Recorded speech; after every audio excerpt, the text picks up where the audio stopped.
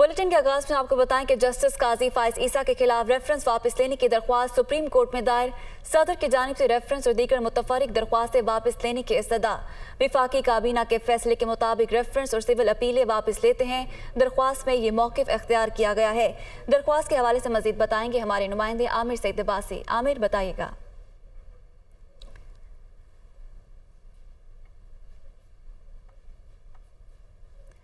एक बार फिर आपको इस हवाले से बताएं कि जस्टिस काजी फाइज ईसा के खिलाफ रेफरेंस वापस लेने की दरख्वास्त सुप्रीम कोर्ट में दायर कर दी गई है। सदर की जानिब से रेफरेंस और दीगर मुतफरिक दरख्वास्तें वापस लेने की इस्तदा की गई है। दरख्वास्त में मौक़िफ़ इख्तियार किया गया है कि विफाकी काबीना के फैसले के मुताबिक रेफरेंस और सिविल अपीलें वापस लेते हैं। मज़ीद जानेंगे आमिर सईद अब्बासी से। आमिर, आगाह कीजिएगा। देखिए, हुकूमत ने जस्टिस काजी फाइज ईसा सुप्रीम कोर्ट के सीनियर तरीन जज हैं, उनके खिलाफ रेफरेंस वापस लेने की दरख्वास्त सुप्रीम कोर्ट में दायर कर दी है। और हुकूमत ने अदालत उज़्मा के जो फैसले के खिलाफ क्यूरेटिव रिव्यू रेफरेंस था और दीगर मुतफरिक दरख्वास्तें थी, वो तमाम वापस लेने की इस्तदा कर दी है सुप्रीम कोर्ट से। और इस दरख्वास्त पर यह कहा गया है कि आइन के आर्टिकल 48(1) और वफाकी काबीना के फैसले के मुताबिक मज़कूरा रेफरेंस वापस लेते हैं और ये अपीलें तमाम वापस ले जाती हैं। लिहाजा ये सुप्रीम कोर्ट में क्यूरेटिव रिव्यू वापस लेने और मुतफरिक दरखास्तें जस्टिस काजी फाइज ईसा के खिलाफ वापस लेने की जो दरखास्तें हैं, जिसमें सदर पाकिस्तान बनाम जस्टिस काजी फाइज ईसा ये दरखास्तें दायर की गई थी। 9 सिविल मुतफरिक दरखास्तें थी। ये PTI के दौरे हुकूमत में दायर की गई थी। अब वफाकी काबीना ने आमिर सईद अब्बासी हमारे साथ मौजूद थे। वज़ीर-ए-आज़म शहबाज शरीफ की ज़ेर सदारत अहम इजलास में इत्तेहादी जमातों के कायदीन वीडियो लिंक के जरिए शरीक हैं।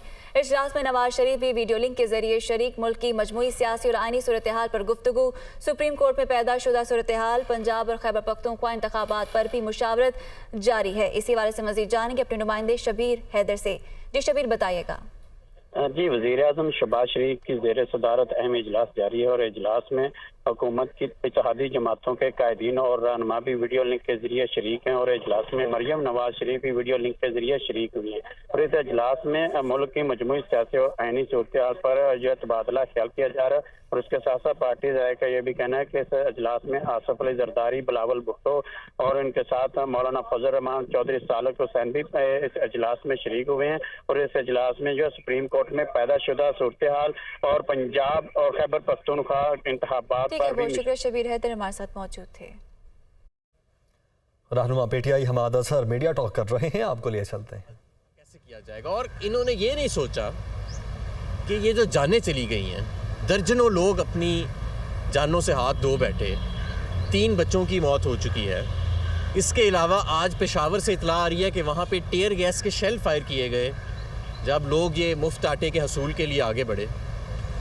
तो ये एक जालिम हुक्मरान है जिनको सवाए अपने सरमाए के, सवाए अपनी सियासत के और किसी चीज़ की कोई परवाह नहीं है। यानी कि आज ये नहज आ गया पाकिस्तान में कि 35% महंगाई का मतलब है कि अगर आपकी 1 लाख रुपया महीने की तनख्वाह थी पिछले साल तो आज वो 65,000 रुपया रह गई है। और अगर आप मुफ्त आटे के हसूल के लिए जो हुकूमत दे रही है, आप अपने घर से निकलते हैं तो आप अपनी इज़्ज़त नफ्स से जो है वो भी खो देंगे, आप अपना वक़ार भी खो देंगे और मुमकिन है कि आपकी जान को भी ख़तरा हो। ये हालात आ चुके हैं इस मुल्क के ऊपर। लाखों लोग बेरोज़गार हो चुके हैं। इंटरेस्ट रेट, शरह सूद बहुत ज़्यादा बढ़ चुका है, 20-22% के ऊपर चला गया है। सनत आपकी मुकम्मल तौर पे बंद हो चुकी है। ख़ाम माल की इंपोर्ट के ऊपर इसाक डार ने बैन लगाया हुआ है क्योंकि IMF से मुआहदा हुआ नहीं, क्योंकि एक्सटर्नल फाइनेंसिंग का जो क्राइसिस इन्होंने खड़ा किया था मिफ्ता इस्माइल ने और इसाक डार ने, वो हल अभी तक हुआ नहीं। तो लिहाजा सनत को बंद कर दिया गया है और जिसकी वजह से लाखों लोग बेरोज़गार हो चुके हैं। और इसके साथ साथ आपके जो फॉरेन एक्सचेंज के रिज़र्व्स हैं वो पिछले 23 मार्च से लेके अब तक 7.5% उनमें मज़ीद कमी वाक़या हो चुकी है। IMF का अग्रीमेंट दूर दूर तक हमें नज़र नहीं आ रहा। जो कहा था ना, पिछले जनवरी से लगे हुए हैं कि हफ्ते बाद हो जाएगा, 5 दिन बाद हो जाएगा। अपनी मर्ज़ी के बिजनेसमैनों को बिठा के, ज़्यादातर प्रॉपर्टी डीलर थे, उनको बिठा के कहा गया कि जी 5 दिन में हो जाएगा। आज उस बात को भी 1 माह गुजर चुका है और कोई दूर दूर तक हमें आसार नज़र नहीं आ रहे। एक शख्स जो 50 रुपये के झूठे स्टाम्प के ऊपर मुल्क से बाहर मफरूर बैठा है, वो धमकियाँ लगा रहा है। मतलब ये आप हाल देखें, बनाना रिपब्लिक خدا نخواستہ ہم بنتے جا رہے ہیں کہ ایک مفرور شخص باہر سے بیٹھا دھمکیاں لگا رہا ہے کہ اگر آئین اور قانون کے مطابق فیصلہ آیا اور اگر 90 دن کے اندر الیکشن کرا دیے گئے سپریم کورٹ اور ہائی کورٹ کے فیصلے کے مطابق تو ڈالر 500 پہ چلا جائے گا. اپنا اس نے 1100 ارب کا NRO لے لیا اپنے بھانجوں کے لیے, بھتیجوں کے لیے, سمدھیوں کے لیے, جو بچے پیدا نہیں بھی ہوئے ان کے لیے بھی NRO لے لیا. خود 50 روپے کے سٹیمپ پہ باہر جا کے بیٹھے ہیں جناب, ہائٹ پارک میں بینٹلیز میں پھرتے ہیں اور اپنی سزا کاٹ رہے ہیں, اور یہاں پہ عدالتوں کو دھمکیاں دے رہے ہیں اور پاکستان کے نظام کو دھمکیاں دے رہے ہیں کہ 500 روپے کا ڈالر کر دیں گے اگر آئین اور قانون کے مطابق فیصلہ آئے گا. فیصلہ تو انشاءاللہ آئین اور قانون کے مطابق ہی آئے گا اور آنا چاہیے بھی, اور یہ صاحب جو باہر بیٹھے ہیں یہ بھی آئین اور قانون کے مطابق ہی اپنی سزا بھگتیں گے واپس پاکستان آ کے.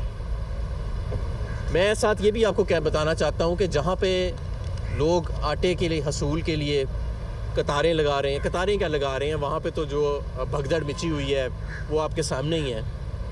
تو دوسری طرف ریاست کا جو فوکس ہے وہ کس طرف ہے؟ ریاست کا فوکس ہے عمران خان کے ساتھیوں کو گرفتار کرنے پہ, سوشل میڈیا کے پڑھے لکھے لوگوں کو گرفتار کرنے پہ اور ان کو اپنے سامنے بٹھا کے کہنے پہ کہ عمران خان کو چھوڑ دو, اور ان کو ہراساں کرنے پہ, ان کو ٹارچر کرنے پہ, ان کی فیملیز کو بلیک میل کرنے پہ. ریاست کا جو زور ہے وہ اس طرف ہے, اور ریاست کا زور اس طرف ہے کہ بجائے کہ اس معاملات کو حل کیا جائے جس کی قیمت ایک غریب آدمی اٹھا رہا ہے. آج پاکستان نے آج تک کبھی یہ حالات نہیں دیکھے جو آج دیکھ رہا ہے. یہ جو ایک غیر فعال قسم کا مسلط ٹولہ ہمارے اوپر مسلط کیا گیا ہے, اس کو مزید مسلط رکھنے کے اوپر ریاست کا آج سارا زور ہے. دن رات محنت ہو رہی ہے, میڈیا پہ نیریٹیوز بنائے جا رہے ہیں, ٹیلی فونز کیے جا رہے ہیں, کالز کی جا رہی ہیں کہ بھئی ان لوگوں کو کسی طرح مسلط رکھا جائے اور عام عوام کے اوپر نیریٹیو کسی طرح نہ چلا جائے. عام عوام کیا سوچ رہی ہے, وہ کیا سہ رہی ہے, اس کی زندگی کیسے گزر رہی ہے, اب آپ کو وہ ٹی وی اسکرینوں پہ کہیں نظر نہیں آئے گا. وہ عمران خان کے دور میں نظر آتا تھا, وہ اس مسلط دور میں آپ کو نظر نہیں آئے گا. لیکن وہ سینز آپ نے دیکھے, یہ مفت آٹے کے جب تقسیم ہوئی, اس پہ ہم کوئی سیاست نہیں کرنا چاہتے, اللہ معاف کرے کسی کی مجبوری کے اوپر, لیکن جس طریقے سے اس سارے کرائسس کو ہینڈل کیا گیا, میں سمجھتا ہوں کہ وہ لوگ قوم کے مجرم ہیں جنہوں نے یہ آئیڈیا دیا کہ اس کو اس طریقے سے کرنا ہے. بہتر طریقے موجود تھے, بہتر طریقے ماضی میں استعمال ہوتے رہے, لیکن ان کو پرواہ تھی کہ ہم نے اپنی سیاسی دکان جو ہے وہ چمکانی ہے. میں آپ کو یہ بھی بتانا چاہتا ہوں کہ ہمارے ساتھ کے دوسرے ممالک بھی ہیں, گویا ہم سے شاید چھوٹے ہیں وہ, جیسے لبنان ہے, وینزویلا ہے, جہاں پہ ہمارے جیسے معاشی بحران آئے ہیں, اور لبنان ابھی تقریباً ہم سے 1-2 ماہ آگے ہے اس معاشی بحران میں. وہ ایک چھوٹا ملک ہے, صرف 50-60 لاکھ اس کی آبادی ہے, لیکن وہاں آپ جا کے دیکھیں کیا حال ہے. وہاں پہ فوڈ رائٹس شروع ہو چکے ہیں, افراتفری ہے, لا اینڈ آرڈر جو ہے وہ اور اسٹیٹ کا کنٹرول بریک ڈاؤن کر چکا ہے. وینزویلا کے اندر جب یہ بحران آیا تھا تو لوگوں نے کھانے پینے کی اشیاء جو ہیں ان کے اوپر ایک بہت شدید بحران آ گیا تھا اور ان کی کمی آنا شروع ہو گئی تھی. تو ایسی بات نہیں ہے جو پاکستان میں پچھلے 11 ماہ میں 12 ماہ میں ہم نے دیکھا. تو اور جس طرف ہم جا رہے ہیں, ہم خدا نخواستہ اس سے کوئی مختلف سمت میں نہیں جا رہے.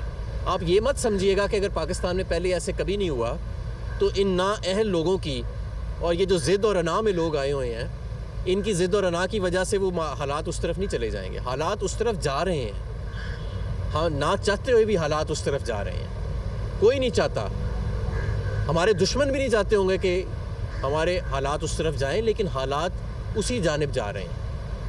اور اگر یہ کھیل نہ روکا گیا, اگر ایک فعال حکومت فوری طور پہ پاکستان میں قائم نہ کی گئی اور انتخابات کے ذریعے نہ کی گئی, کیونکہ اس وقت قوم کسی اور کو قبول کرنے کو تیار نہیں ہے سوائے ان کے جس کو عوام خود منتخب کرے. عوام کا اعتماد اٹھ چکا ہے, اور جس طریقے سے عدلیہ کو تقسیم کیا جا رہا ہے, جس طریقے سے الیکشن کمیشن کو پارٹیزن قرار دیا گیا, جس طریقے سے FIA اور نیب کو استعمال کیا گیا, جس طریقے سے پولیس کو آگے رکھ کے, اور پیچھے کوئی اور تھا, آگے پولیس کو رکھ کے جس طرح سے استعمال کیا گیا, لوگوں کا ان ریاستی اداروں کے اوپر سے بھی اعتماد اٹھتا جا رہا ہے.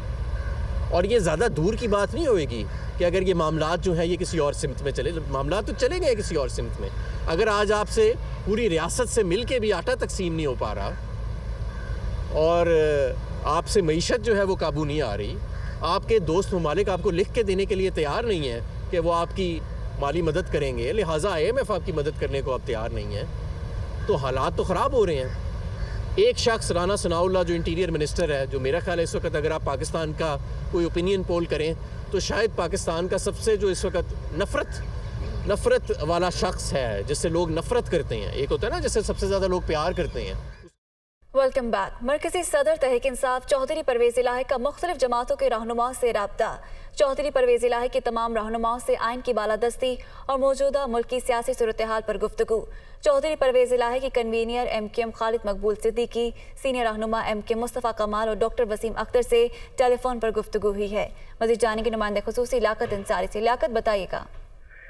آج بالکل گزشتہ رات کور کمیٹی کے اجلاس میں یہ فیصلہ کیا گیا تھا کہ تمام جو اب سیاسی جماعتیں ہیں ان سے رابطے کیے جائیں گے، تو پی ٹی آئی نے آج سے ان رابطوں کا آغاز کر دیا ہے۔ حکومتی اتحادیوں سے بھی رابطہ کر لیا گیا ہے۔ تحریک انصاف کے مرکزی صدر چوہدری پرویز الہی نے مختلف سیاسی جماعتوں کے رہنماؤں سے رابطہ کیا اور ان کے آئین کی بالادستی اور موجودہ ملکی صورتحال پر گفتگو کی ہے۔ چوہدری پرویز الہی نے کنوینر ایم کیو ایم خالد مقبول صدیقی، سینئر رہنما ایم کیو ایم مصطفیٰ کمال اور ڈاکٹر وسیم اختر سے جو ہے وہ ٹیلی فون پر گفتگو کی ہے۔ اسی طرح چوہدری پرویز الہی نے عوامی تحریک کے سربراہ ڈاکٹر تعلق قادری کے صاحبزادے ڈاکٹر حسن محی الدین اور خرم نواز گنڈا پور سے بھی مشاورت کی ہے۔ چوہدری پرویز الہی نے امیر مرکزی جماعت اہل حدیث پاکستان علامہ زبیر احمد رئیس سے بھی ٹیلی فونک رابطہ کیا ہے۔ بنیادی طور پر ان رابطوں کا مقصد یہ ہے کہ جو ملک کی سیاسی صورتحال ہے، جو آئین کی بالادستی تو رابطوں کا آغاز کر دیا گیا ہے۔ پاکستان تحریک انصاف کی جانب سے بہت شکریہ۔ لیاقت انصاری ہمارے ساتھ موجود تھے۔ صوبائی وزیر سندھ سعید غنی کا کہنا ہے کہ اداروں کی ایک دوسرے میں مداخلت ملک کی بدقسمتی ہے۔ کیس کی سماعت کو متنازع بینچ کے سامنے نہ رکھا جائے۔ جب تنازعات سامنے آ جائیں تو قوم کا اعتماد مجروح ہوتا ہے۔ فل کورٹ کی تشکیل کا مطالبہ جائز ہے۔ وہ کراچی میں پریس کانفرنس کر رہے تھے۔ یہ بڑی بدقسمتی رہی ہے ہمارے ملک کی کہ جہاں بہت سارے ادارے اپنے دائرے سے نکل کر دوسرے اداروں کے دائروں میں مداخلت کرتے ہیں، اس میں عدالت بھی کسی سے پیچھے نہیں رہی۔ ایک بہت سینسٹیو آئینی ایشو اگر عدالت کے سامنے ہے تو اس کو کسی متنازع مخصوص بینچ کے سامنے نہ لگایا جائے اور تمام ججز پر مشتمل ایک فل کورٹ تشکیل دیا جائے۔ اس قسم کے تضادات اگر سامنے آنا شروع ہو جائیں تو اس سے جو قوم کا اعتماد ہوتا ہے جوڈیشری کے اوپر وہ مجروح ہوتا ہے۔ صوبائی وزیر سندھ شرجیل انعام میمن کا کہنا ہے کہ پاکستان کی 75 سالہ تاریخ میں آئین اور قانون کی ایسی بے توقیری کبھی نہیں ہوئی۔ پولیس کی گاڑیاں جلائی گئیں، کسی نے نوٹس نہیں لیا۔ آڈیو لیکس منظر عام پر آئیں، کسی نے نوٹس نہیں لیا۔ عمران خان نے ہمیشہ اپنی مرضی کی، کبھی عدالت کے بلانے پر نہیں گئے۔ پیغام دیا جا رہا ہے اب ملک میں فیصلے طاقت کے زور پر ہوں گے۔ وہ کراچی میں نیوز کانفرنس کر رہے تھے۔ پاکستان کی 75 سال کی ہسٹری میں آئین قانون کی اس طریقے سے بے توقیری آج دن تک نہیں ہوئی۔ پولیس والوں کی پٹائیاں کی گئیں، جو قانون نافذ کرنے والے اداروں کی گاڑیوں کو نقصان پہنچائے گئے۔ پنجاب کی ایک پی ٹی آئی کی لیڈر صاحبہ جن کی آڈیو لیک ہوئی، لیکن کوئی عدالت سو موٹو نوٹس نہیں لے گی اس پہ۔ عدالتیں بلا رہی ہیں، وہ عدالتوں میں جانے کے لیے تیار نہیں ہیں۔ انہوں نے ایک مرتبہ بھی عدالتیں کہنے پہ نہیں گئے۔ ہاں، جب بھی گئے اپنی مرضی سے گئے، اپنے موڈ کے حساب سے گئے۔ اس ملک میں فیصلے صرف طاقت کے ذریعے کر سکیں گے۔ پی ٹی آئی رہنما اسد عمر نے کہا کہ نوروز میں انتخابات کے انعقاد کا آئینی حکم پی ڈی ایم کے لیے سیاسی موت کا پروانہ ہے۔ سارا واویلا اس لیے مچایا جا رہا ہے کہ سپریم کورٹ آئین کے ساتھ کھڑی ہونے کی بجائے ان کے لیے انتخابات سے فرار کا کوئی غیر آئینی رستہ نکالے۔ اسد عمر نے مزید کہا کہ انتخابات میں ان کی اپنی سیاسی موت نظر آتی ہے اور موت کو اتنا قریب دیکھ کر ان کی چیخیں نکل رہی ہیں۔ سپریم کورٹ کے رولز کے مطابق اس نوعیت کا مقدمہ 2 رکنی بینچ بھی سن سکتا ہے۔ یہ دھمکیاں دی جا رہی ہیں کہ سپریم کورٹ کا فیصلہ قبول نہیں کریں گے۔ حکومت بتائے جس حکم کے نتیجے میں عمران خان کی منتخب حکومت ختم ہوئی، کیا وہ فل کورٹ نے سنا تھا؟